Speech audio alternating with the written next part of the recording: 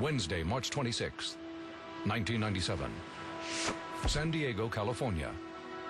Yes, I need to report an anonymous tip. At 3:24 p.m., this call comes into the San Diego County Communication Center. Okay. This is regarding what? This is regarding a mass suicide, and I can give you the address. A little over an hour later, San Diego County Sheriff's deputies Robert Brunk and Laura Gasick arrive at this 9,000 square foot residence on Colina Norte in the exclusive suburb of Rancho Santa Fe. This video reveals the scene that unfolded when the first responding deputies entered the house. As soon as I opened up that door, I was just overcome with the smell of decomposing bodies. We got to the foyer area, and that's when we just started noticing bodies. There, on a folding banquet table, was what appeared to be a body, dressed in dark clothing. Then Deputy Gasick looks to her right and sees another corpse. She motions to her partner. Bob was focused on one. He didn't even realize there were two. He's like, oh my God, we've got a body. I said, we've got two bodies. As deputies Brunk and Gasick continue their search of the residence, the death toll increases. And there was a window into an interior room, and right next to the window I could see the back of someone's head. And beyond that I could see that there was a set of bunk beds with another body on top. Every room that you would go into, there were more bodies. Within the first 5 minutes of their search, the deputies count 10 bodies.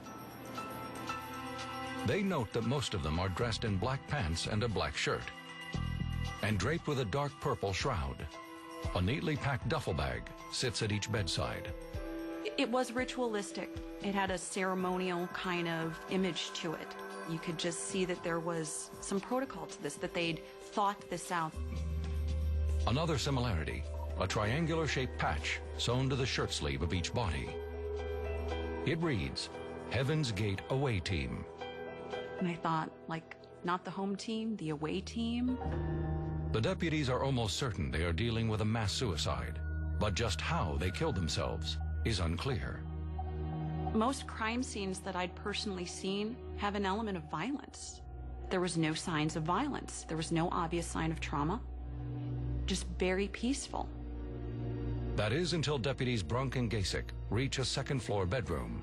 There they find two bodies with plastic bags over their heads. Unlike the others, they wear no purple shrouds. And so now I'm thinking, murder-suicide? Were these two people who didn't go along with the program that somebody had to force?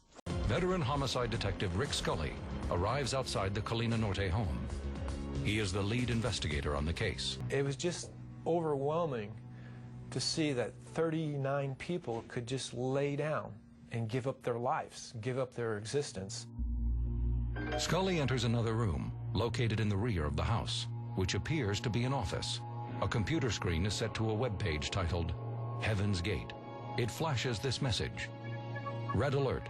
Hale Bop brings closure to Heaven's Gate. For police, it is the second reference to the strange name, Heaven's Gate. As detectives continue their search, they find two videotapes that are particularly revealing. On the first tape, they see the presumed leader, Marshall Applewhite. The white-haired man is wild-eyed and filled with excitement as he delivers what appears to be a final message, recorded a week earlier. This is March 19, 1997.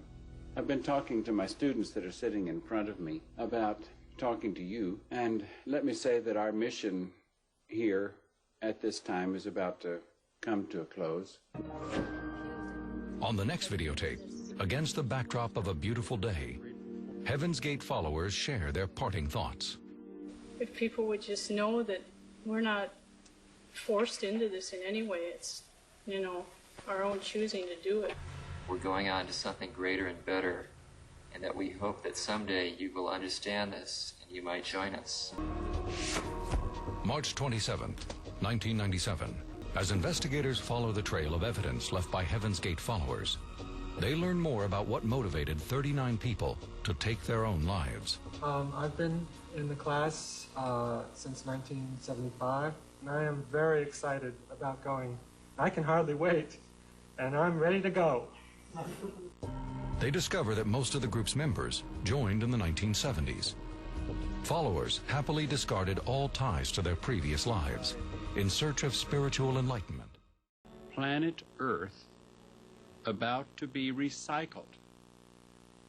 Your only chance to survive is to leave with us. We hope that you remember us as we were, and not how other people are going to try and tell you that we are. And one last thing we'd like to say is 39 to beam up.